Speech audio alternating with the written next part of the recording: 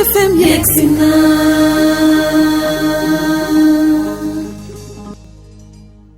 Vous pouvez y arriver.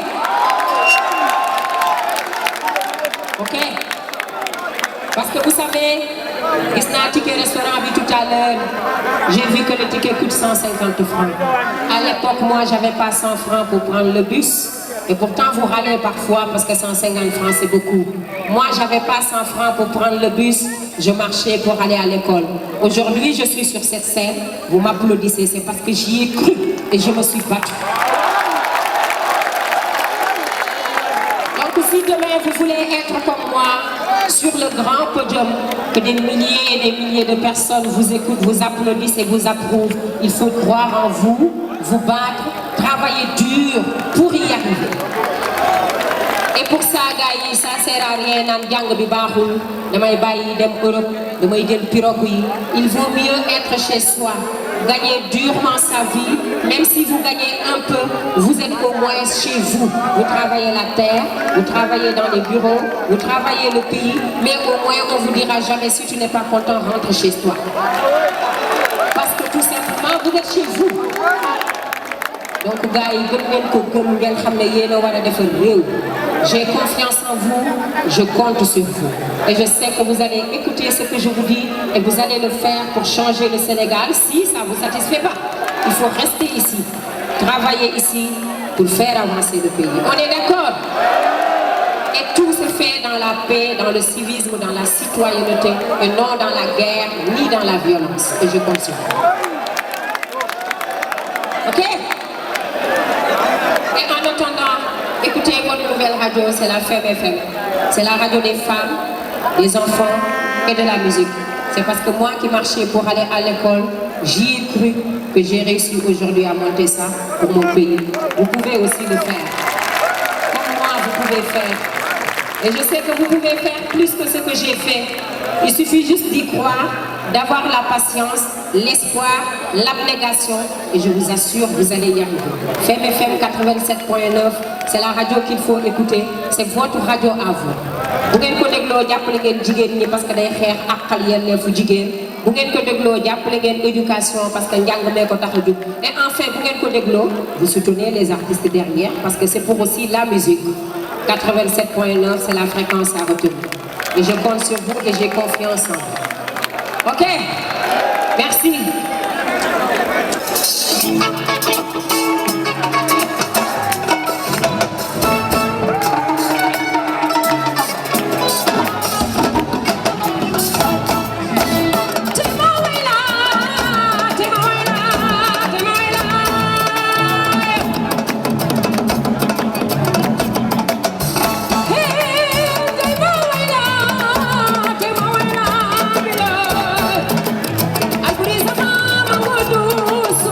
Bring the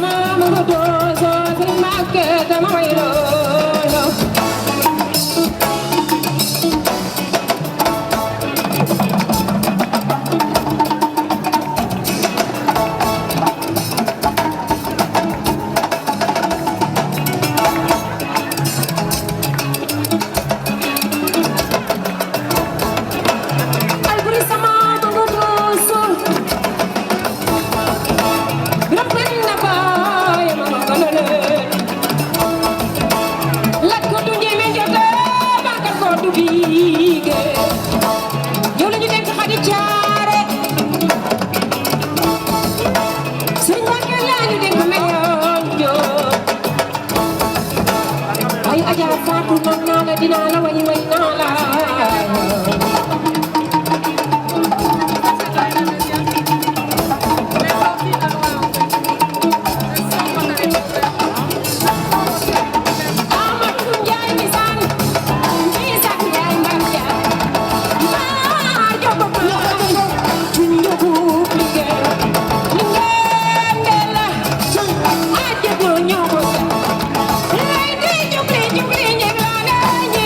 Sang